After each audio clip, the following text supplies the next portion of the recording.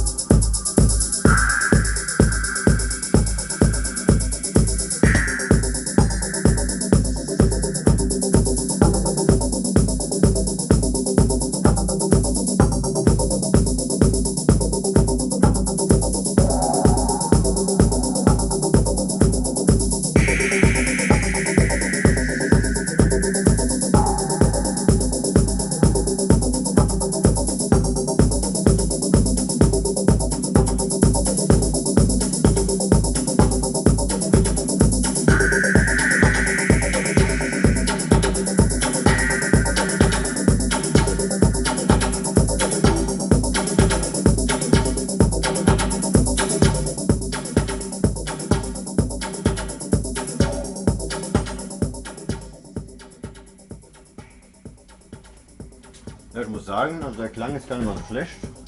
Für die 18 Watt kommt da schon eine Menge raus und ich finde den Klang auch sehr gut.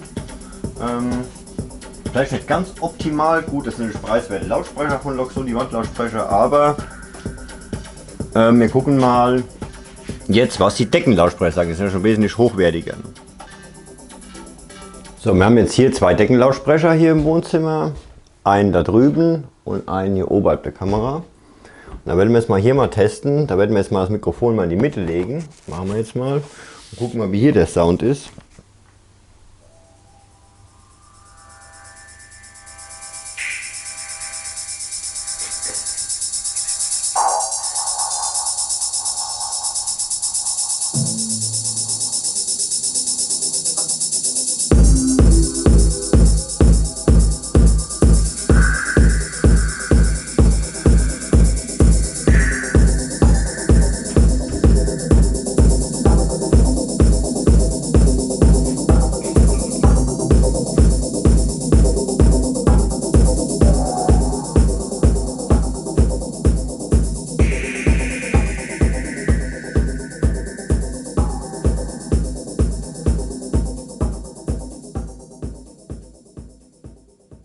So, ich muss sagen, also vom Sound her ist, also hier ist schon wesentlich besser, also schon mal sehr gut gegenüber den Wandlautsprechern, muss ich sagen, vom Sound her. Und hier ist auch richtig gut der Bass. Klar, wir haben die Backboxen hier verbaut hier hinter, aber vom Klang her echt genial.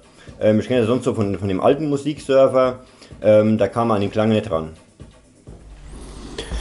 So, jetzt gehen wir mal in die App rein und gehen mal auf Durchsage, Wohnzimmer. Guten Morgen, aufstehen, Frühstück. Aufnahme senden. Guten Morgen, aufstehen, Frühstück. Das klappt ja schon mal sehr gut. Also man kann quasi von der App aus zu Hause Ansagen machen. Ne? Das ist ja schon mal perfekt. Ne? Jetzt haben wir uns die schweren Teufelboxen hier ausgeliehen. Die haben wir jetzt mal hier bei mir im Schlafzimmer aufgebaut. Und der Victor macht jetzt dann die Musik mal an. Da gucken wir mal, wie hier der Sound jetzt ist. Ne?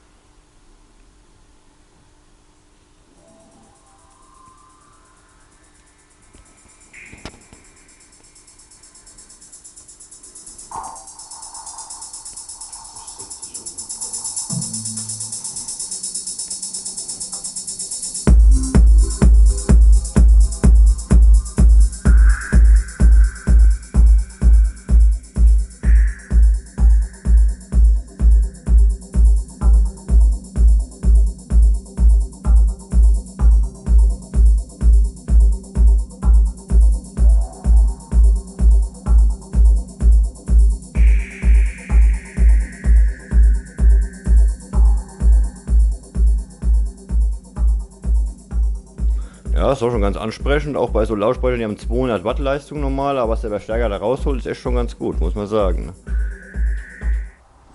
Ja, das habt ihr gesehen, dass da auch richtig Dunst rauskommen kann. Hätte ich auch nie erwartet, dass der Verstärker 2x18 Watt, die Boxen waren 2x200 Watt. Selbst der uns die Boxen zur Verfügung gestellt hat, der war eben dabei, was da doch an Leistung rauskommt. Er war selber erstaunt. Das ist echt der Riesenunterschied zwischen dem analogen und digitalen Verstärker. Die Klangqualität ist echt gut, habt ihr auch gesehen bei den beiden Deckenboxen, was da an Leistung rauskam. Auch sehr sauberer Klang. Also ich finde, es ist echt ein gutes Produkt geworden. Ich hätte nie mit gerechnet, dass da solche Leistung rauskommt aus so einem kleinen Mini, 2 Teilungseinheiten breiten Verstärker. Ich freue mich auf jeden Fall auf die nächsten Projekte, wo wir die einbauen. Und ich würde sagen, bis zu den nächsten Videos. Macht schwer gut, nicht schauen.